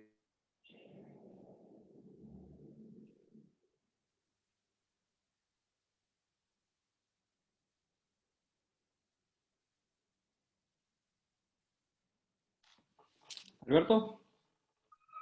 Lo perdimos. Bueno, hacemos como Pimpinela. Sigo yo y después cuando viene Alberto avanzamos. A ver, no va a ser la primera operación de compra-venta de una propiedad rural que se va a hacer, que se va a pagar el 100% del precio con boleto, posesión y nada, ningún saldo a la escritura. No es lo recomendable. Digamos, yo si fuese cliente mío intentaría desaconsejarlo para yo por lo menos dormir tranquilo, que la decisión sea exclusiva del cliente y debidamente pensada. Como decía Alberto, vamos a repasar los requisitos para estar... ¿Qué es lo que sucede? Está todo bien mientras está todo bien. El día que se complicó, nos damos vuelta y empezamos a revisar los papelitos. Esos papelitos a los que hacía mención Alberto, o sea, los antecedentes que tenemos que tener bien es, el boleto de compraventa tiene que tener fecha cierta, es decir, tiene que tener fecha cierta, se la da la intervención del escribano, dándole una certificación a las firmas. Tiene que ser una operación de buena fe, es decir, no tiene que haber un fraude, no tiene que ser una operación en fraude a terceros. Claro que en lo que hace a la fecha cierta, la entrega de posesión, se supone, la interpreta la doctrina y también la jurisprudencia, que la posesión de la tierra implica publicidad posesoria, o sea que si el boleto no tiene fecha cierta porque se hizo en una servilleta, la posesión debidamente ejercida de la tierra, eso implica de alguna forma que existe publicidad posesoria por parte del comprador. El problema en estos tiempos es el siguiente. Hace mucho que está cerrado el registro de la propiedad, no sé en qué provincia está esta tierra, pero los registros de las propiedades, por lo menos en provincia de Buenos Aires, no te estaban emitiendo los certificados pertinentes, no lo están haciendo, con lo cual vos estarías cancelando el precio del campo sin tener un informe de dominio e inhibiciones como para poder, y yo recomiendo también a Catastro pedir, porque hay otras restricciones más que relevantes, como puede ser eventualmente una traza de una disposición de una expropiación pasada, que en definitiva no se materializó y puede estar afectada alguna fracción de la tierra. Con eso si quieren después ampliamos. Pero lo que digo es que cancelar el 100% del precio, hoy por hoy, que diría estamos un poquito en la niebla, y yo tengo miedo de ponérmela contra un animal en la calle. La verdad es que recomiendo esperar. Fíjate vos, José Diego, que cuando me perdí, se me cortó internet, ¿no? Pero mientras me reconectaba, Federico, y más allá de la confianza que haya, y Diego te dice, los registros están cerrados, obviamente, si falta muy poco para que esto ocurra, uno asume riesgos y asumimos riesgos siempre en la vida, y los que no asumen riesgos, no ganan. Pero vos fíjate lo siguiente, hace unos años, me estaba acordando justo cuando me reconectaba, tuvimos un caso de alguien que compró una propiedad, firmó el boleto y cuando fue a escriturar, se le murió el vendedor. ¿Sí? El vendedor era soltero.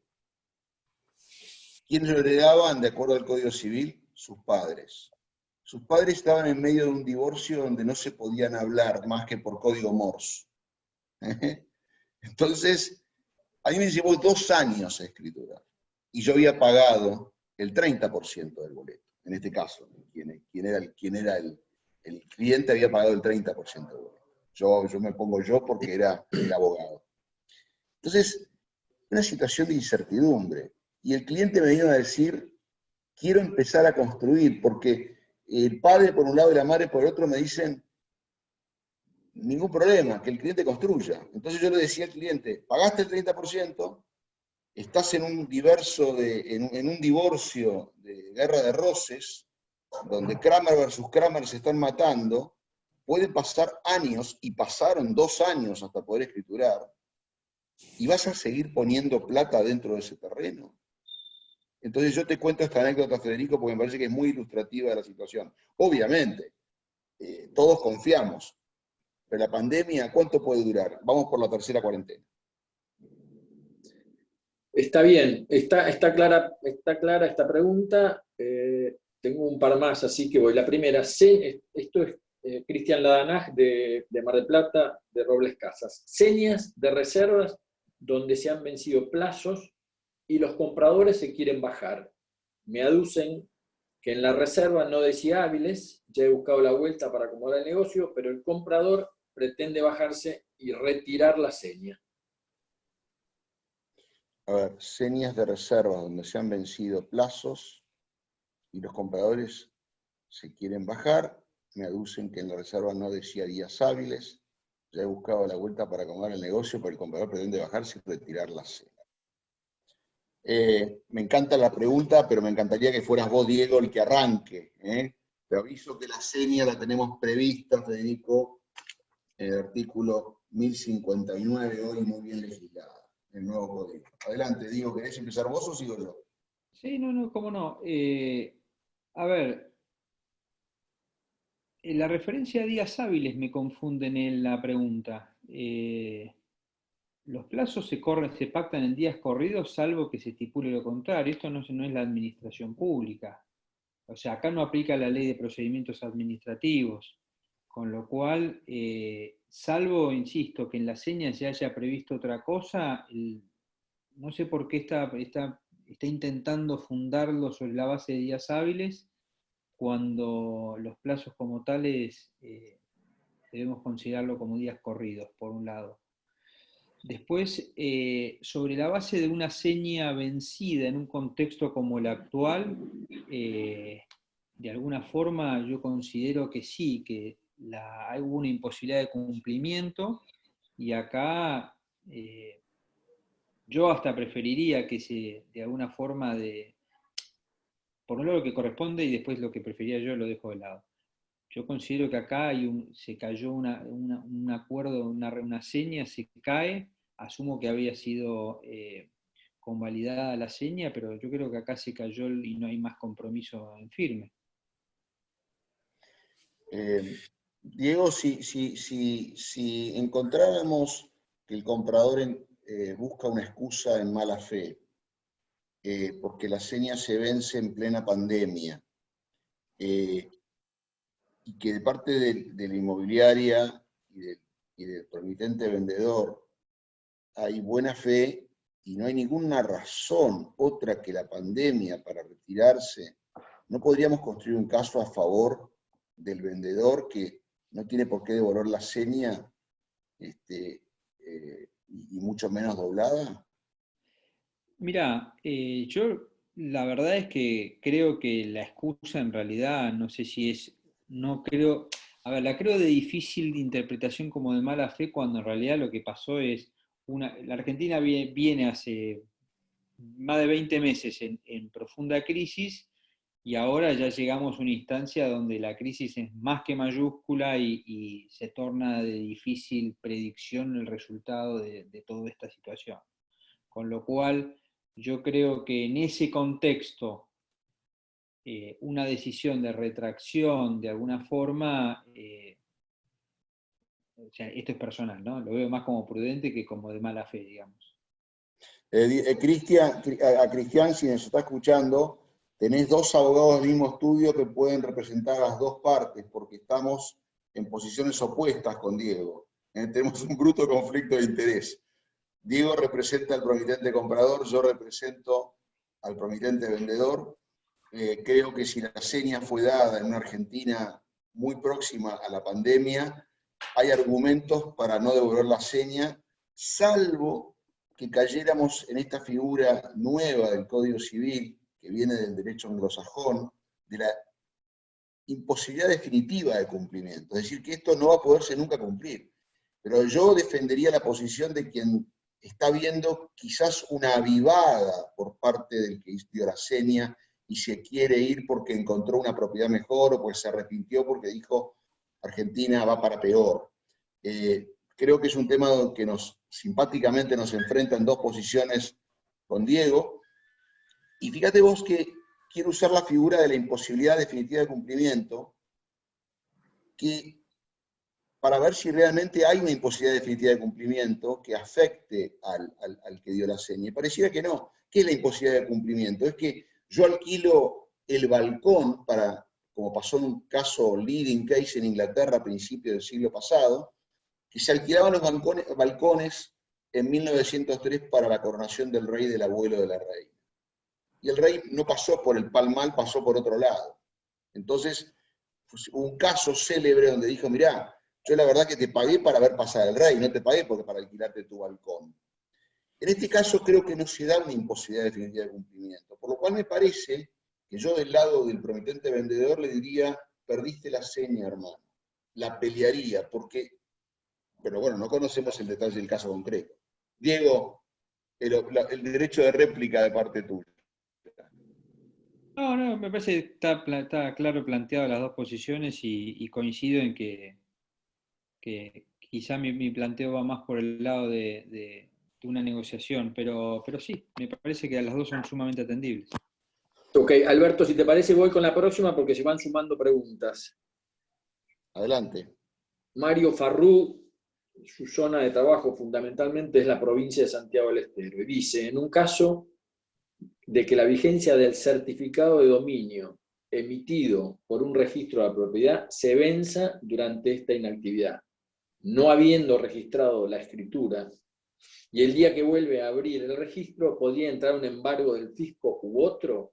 ¿O tendría prioridad la inscripción de la escritura?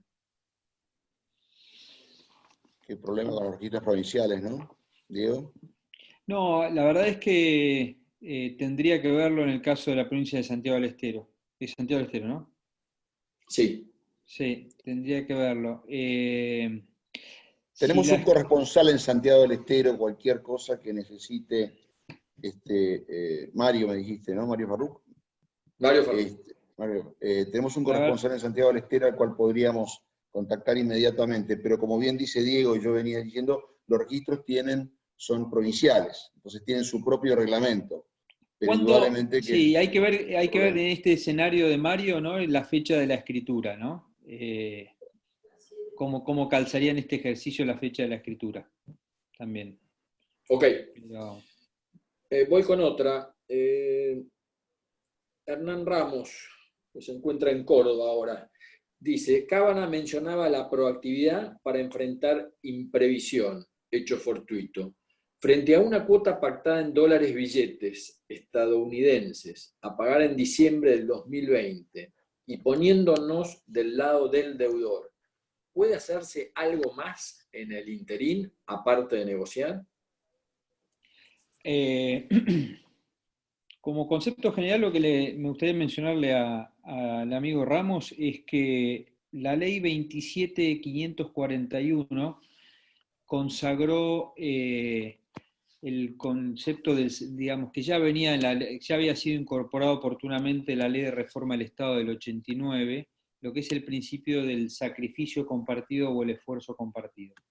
Esto se lo menciono, de hecho, el artículo 60 de esta ley, contempla la aplicación de este principio para resolver las circunstancias extraordinarias que se dieron en el marco de los créditos ajustados por la UVA, ¿sí? La Unidad de Valor Adquisitivo, que es este invento del gobierno de Mauricio Macri para nominar, digamos, el monto del crédito por esta referencia que es ajustado por ser y que generó un tremendo desfasaje en muchísimos, si no en todos los casos.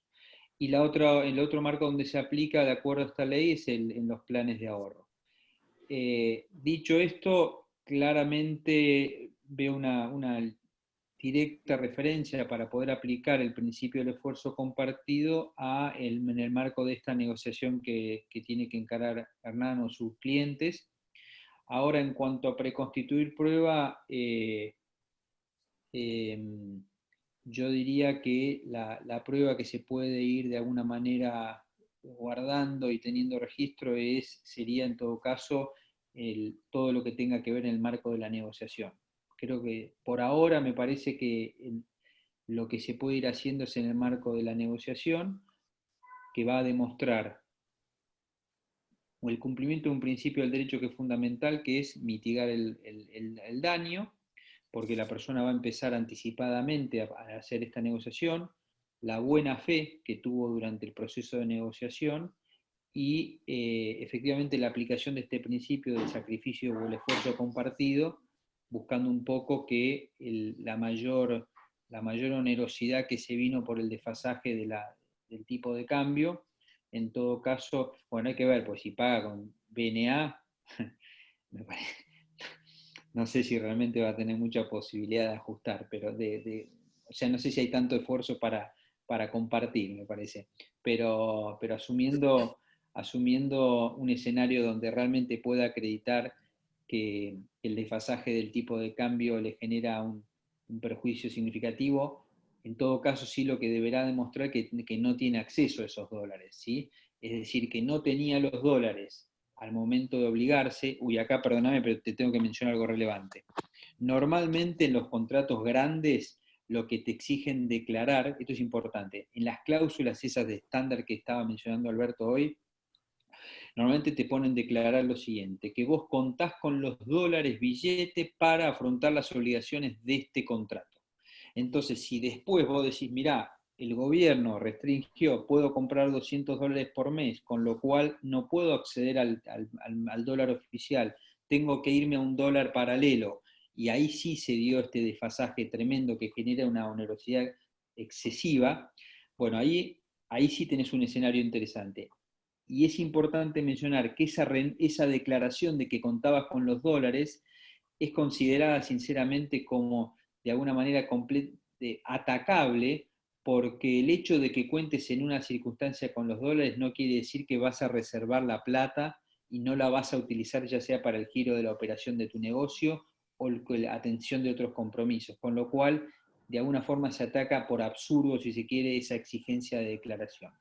Dicho entonces, avanzaría demostrando la imposibilidad de acceso al mercado, el hecho de que no contás con los dólares disponibles, el hecho de que tenés que recurrir, y avanzaría con una negociación, instrumentándola con alguna carta, etcétera, para ir demostrando que hubo vocación de evitar el litigio. Igualmente, Diego, perdón, Federico, una cosa muy breve, ¿puede ser? Sí, sí. Igualmente, más allá de la posición de Ramos, que está del lado de quien paga, siempre hay que ver los documentos firmados y lo que está alrededor de la transacción, porque muchos de ustedes les puede pasar estar en la posición contraria, que te quieran liquidar en dólares oficiales con una brecha que ya pasó el 70% y entregar una propiedad a un valor irrisorio. El 765 del Código Civil y Comercial, el artículo que viene de la época de Cristina, es el que dijo se paga en dólares oficiales. Acá puede haber una lesión muy grande al contrato. Entonces, y la jurisprudencia de principio de siglo, que no estaba imbuida de tanto populismo e ideología, instauró, como bien dijo Diego, la doctrina del esfuerzo compartido, pero hoy, y durante el gobierno de Macri, la jurisprudencia fue diciendo, y además hasta mientras por los fallos viejos, porque después se liberó el tipo de cambio, pero ahora pueden cambiar los vientos. Entonces, si nos encontramos con jueces que puedan llevar esta situación a la aplicación estricta del 765, y no encuentran el esfuerzo compartido como solución, podemos encontrar una lesión tremenda a los derechos del que tiene que entregar la propiedad. Por lo cual es un tema muy delicado, donde, como bien dijo Diego, qué bueno negociar algo intermedio, pero le tengo muchísimo miedo a la jurisprudencia que ven. Bien. Va en línea con lo que viene hablando, pero la hago igual también. Urbano Soncini. Si no se puede escriturar, ¿se puede pagar el saldo de precio contra un poder irrevocable de venta a favor del comprador? ¿O el riesgo es que al no ser oponible a terceros pueda entrar un embargo? Me parece, sí, no, a ver, el hecho de hacerse otorgar el poder irrevocable, yo recomiendo que el poder irrevocable que se haga otorgar no sea al propio comprador, recomiendo que sea un tercero, es un tema de formas, pero es aconsejable.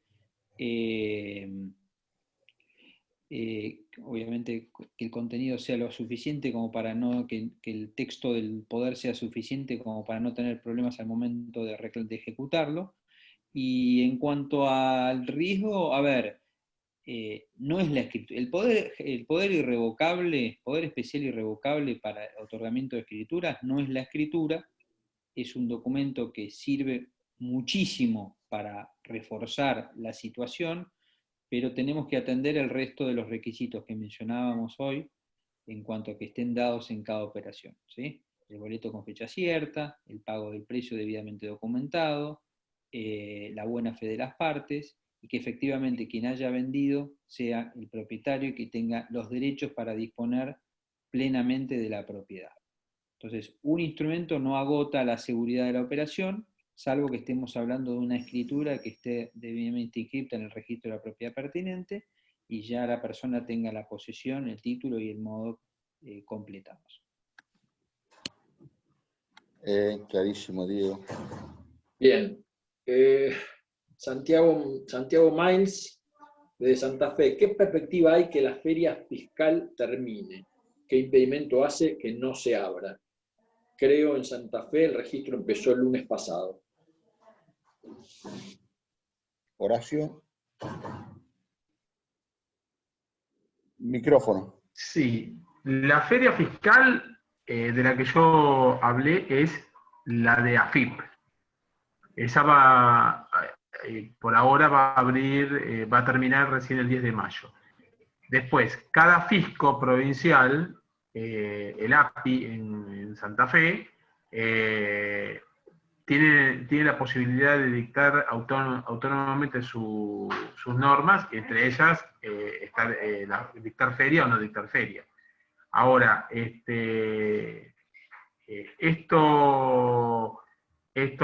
que tenga que ver con la posibilidad de los registros, la feria fiscal de los organismos tanto nacional como provinciales,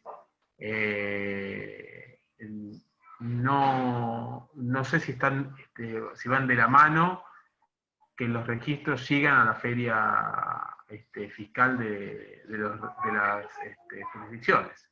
Eso la verdad que no sé si los registros van en línea con esa feria fiscal.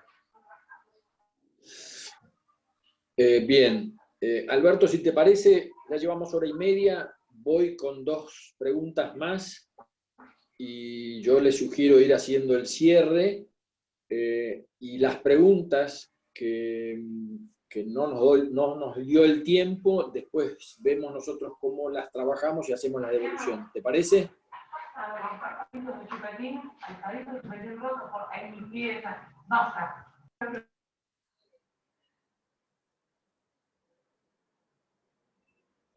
Federico, Alberto, me parece ¿me escuchaste? sí, ahora sí te escuché perfecto, pero estaba había bloqueado mi micrófono. Andá con las preguntas. Yo tenía una para Rodolfo y Horacio, conjunta en materia laboral previsional, que me gustaría agregarla al final porque creo que puede ser muy interesante y disparador de otras preocupaciones o de intereses de todos. Si me permitís, yo meto una tercera y ahí termina, y ahí cierro. Ok, perfecto. Demian Sica, esto va un poco más allá de la situación actual. ¿Qué sucede cuando existe un boleto y el vendedor, habiendo transcurrido un tiempo considerable, tal vez años, sin pandemia, cambia de opinión y no quiere vender? ¿Devuelve el importe percibido y listo? ¿Debe doblar el monto? ¿Otra penalidad le cabe? A Demian, primero hay que ver el boleto, porque 2 cosas en realidad. Siempre ver el boleto para ver qué se pactó. Segundo, si yo soy el comprador, frente a ese vendedor le hago juicio para cumplimiento de boleto y lograr la escrituración, la entrega de la posesión y la escrituración contra el pago del saldo. Eso con eso le estoy dando la respuesta a esa pregunta. Después podemos hacer doble clic en algunos puntos y en lo que hace a la penalidad, asumiendo que el comprador acepta de alguna forma resolver el boleto de compraventa, En todo caso, hay que ver qué esquema de compensación está previsto en el boleto, y si no hay un esquema de compensación o lo existe, pero las partes desean apartarse, perfectamente podrán hacerlo en el marco de una transacción, que no es más que un acuerdo para evitar un juicio, es decir, para extinguir una controversia.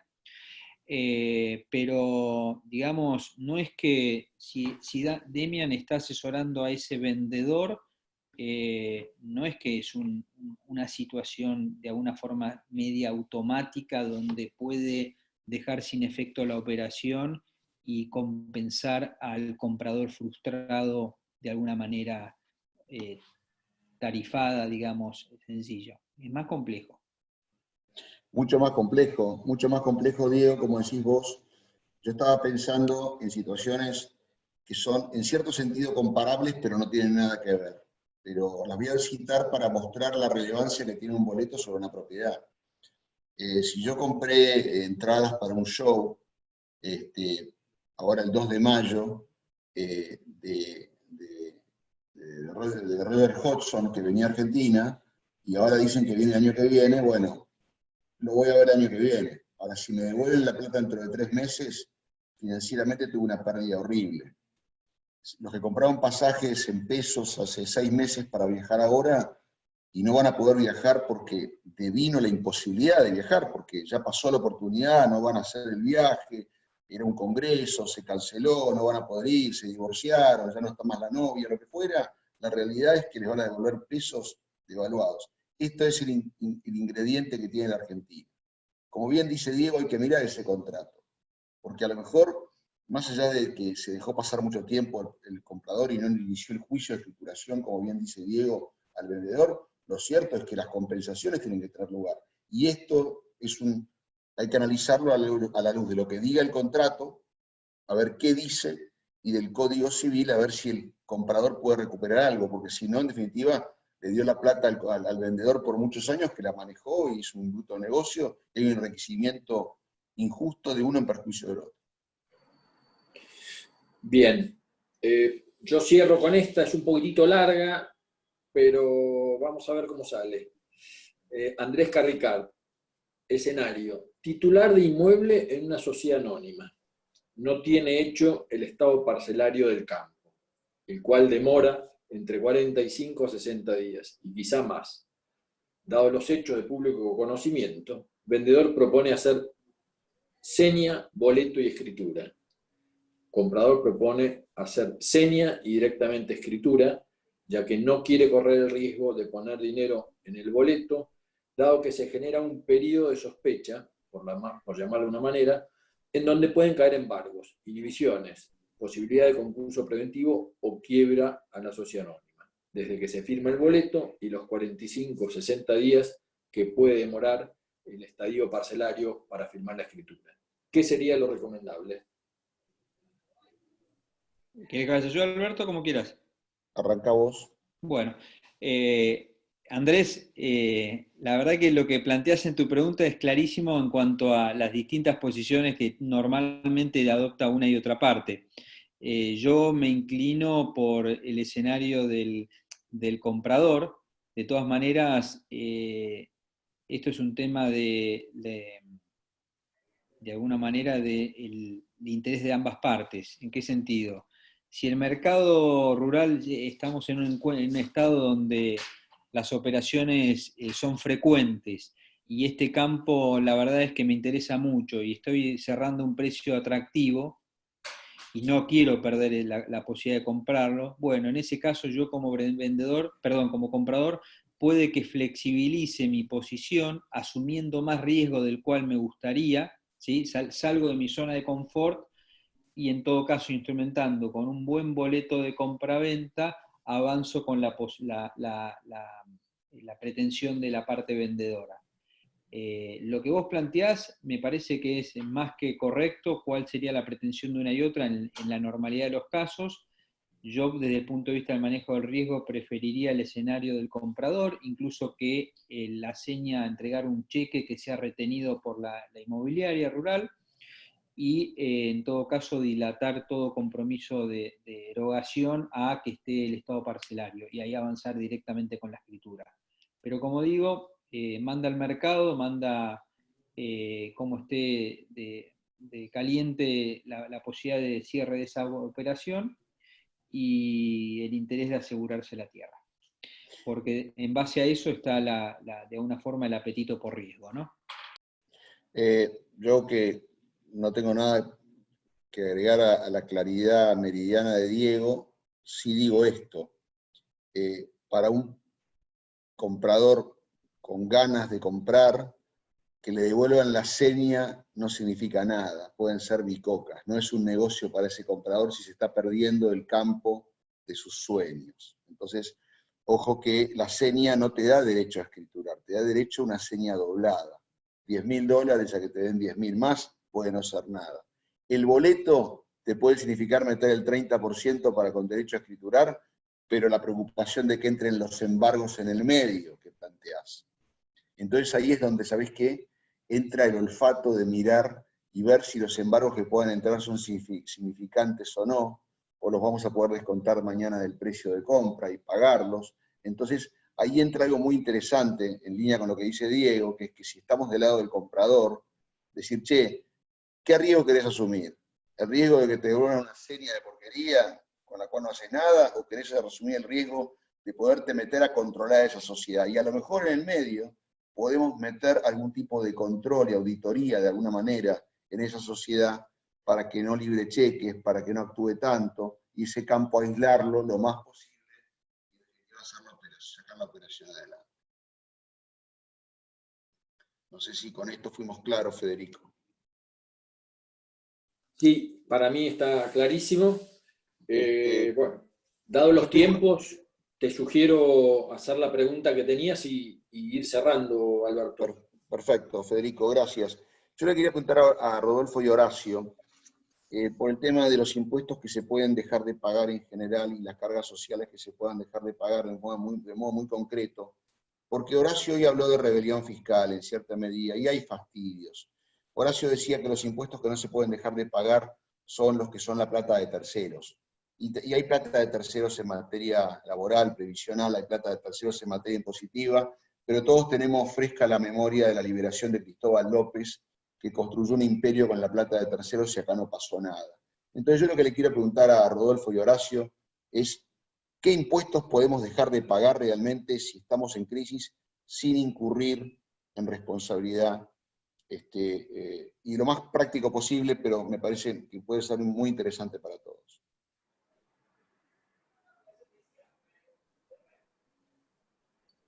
Horacio, si tenés el micrófono, Horacio. Desbloquea el micrófono, Horacio. Bueno, sí, perfecto. No se te escucha bien, Horacio, no se te escucha bien. Tenés problemas de internet. No te escuchamos, Horacio.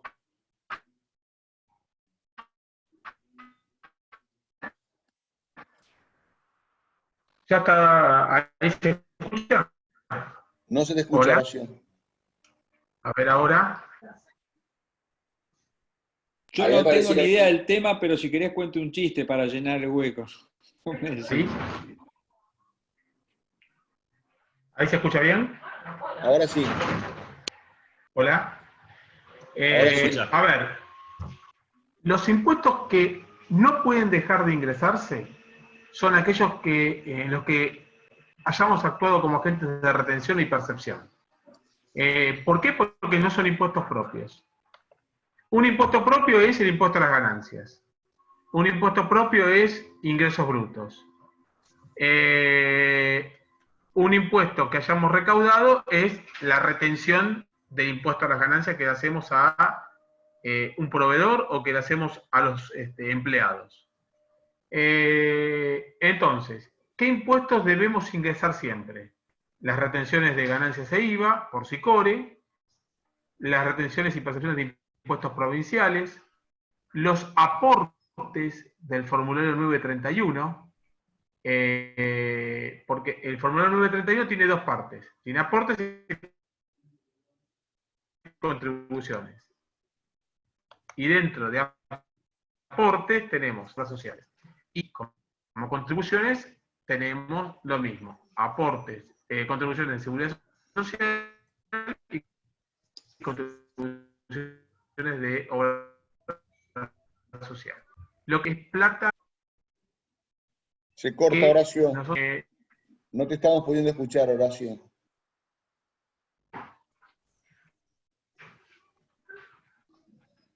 Sacá el micro, sacá el video, Horacio, a ver si te escuchamos.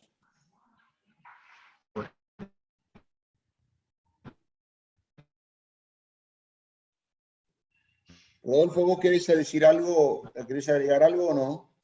ahí Básicamente, no, Horacio, no se escucha. Yo, perdón, lo que sugiero, porque la pregunta es importante, es muy buena, es que, digamos, después la tengamos por escrito y yo la retransmito a los socios, me parece. ¿Ahí se escucha Buenísimo. mejor? Horacio, lo vamos a contestar por escrito la pregunta. Hola. Se la vamos a enviar la pregunta a la cámara de alguna manera para que les llegue. Rodolfo, ¿querés agregar algo para cerrar? No, creo que lo que está diciendo Horacio, lo que quiere decir es lo que no se puede dejar de pagar son los aportes que se retienen a los empleados, ¿no? Porque es plata en verdad de los empleados. Y esto es muy importante inclusive desde el punto de vista no solamente laboral, sino también penal o penal cambiario o tributario. Así que no, nada más que eso, agregar eso. Hay los aportes de los trabajadores, si se retienen hay que pagarlos. Yo, para cerrar entonces, Federico, y cerrar tomando en cuenta esta pregunta, yo he escuchado a Horacio y a Rodolfo estos días hablando permanentemente de lo que no se puede dejar de pagar para evitar la ley penal tributaria, porque nosotros estamos bajo el imperio de la ley, aunque lamentablemente en Argentina la ley no aplica igual a todos. Es una realidad, pero nosotros estamos bajo el imperio de la ley y queremos estarlo, queremos seguir siendo buenos ciudadanos. Entonces, dicho esto, creo que hay impuestos y cargas sociales, como dice Rodolfo, que no se pueden dejar de pagar, pero hay muchas que se pueden diferir financieramente. Horacio, adelante. Hay muchas que se pueden diferir. Hay muchas que se pueden diferir. Horacio, lo que me dice Federico es que podamos después mandarle algo, algún flash sobre esta pregunta en particular, de qué se puede, no se puede y qué se puede financiar. Correcto, no hay ningún problema. No, a ver, si te escuchamos bien, cerrá la hora. A ver, como concepto es, ¿qué tenemos que ingresar siempre? El impuesto que hayamos recaudado como agentes de retención y percepción, porque no es plata nuestra. ¿Qué podemos diferir? Los impuestos propios. El impuesto a las ganancias, ingresos brutos, el IVA. Pero no aquello que hayamos actuado como agente de retención porque no es propio. Aparte, cuando entramos en las causales de penal tributaria, el haber no es por pago. Es decir, por más que yo pague ese impuesto, no voy a poder seguir la acción penal. Federico, vamos a dejarlo pendiente a Horacio porque tiene un problema de internet y vos tenés un tema de tiempo. Creo que vamos a mandarles algo sobre lo diferible y no diferible. Horacio, no te pueden seguir, Horacio. Tener en cuenta estos aspectos.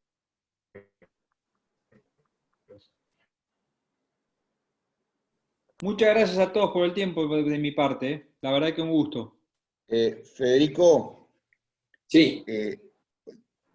Lamentablemente Horacio está haciendo todo lo posible, pero creo que lo que tenemos que hacer es dejar esta pregunta para mandarles algo sobre lo que no podemos diferir. Yo creo que está claro lo que no podemos y vamos a explicar un poquito lo que podemos.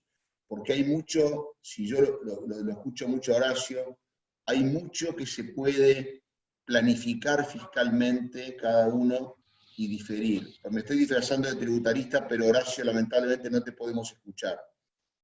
Entonces, como se fue el tiempo, como se nos dice Federico que se fue el tiempo, Horacio, entonces después le podemos dar un mini paper, un mini flash de resumen de lo que podemos diferir y cómo para hacer una buena planificación fiscal que implique aprovechar lo más posible, jugar con la inflación y con la devaluación para los pagos y financiarnos lo más posible, ya que el Estado nos lo permite.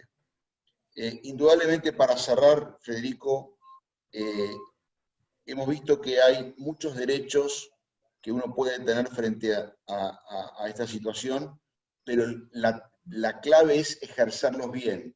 Una cosa es tener un derecho y otra es saber ejercerlo. Y muchas veces vemos que por falta de asesoramiento no ejercemos bien los derechos que tenemos y los perdemos. Perdemos la oportunidad, porque no encaramos bien el tema. Por lo cual, el estándar de buen hombre de negocios que todos ustedes tienen como directivos, aunque sean cuentapropistas, lo tienen que cumplir, y sabemos que lo tienen, nos tiene que llevar a prevenir, a anticiparnos. Y creo que la palabra mágica es qué puedo anticiparme hoy en los contratos que tengo y qué puedo anticiparme en los contratos que vaya a celebrar. Nada más por parte nuestra, Federico. Bueno, vas a ver que quedaron un par de preguntas, después las seguiremos nosotros para ver si podemos hacer una evolución. Pero Alberto, muchísimas gracias, Horacio, Rodolfo y Diego, la verdad que temas muy, muy interesantes, y gracias a todos los socios que nos acompañaron hoy en esta presentación. Gracias, Federico, a Cair y a todos ustedes por participar. Muchas gracias a todos. Y quedamos a disposición de todos ustedes. Perfecto. Gracias a todos. Un abrazo grande. Gracias. Hasta luego.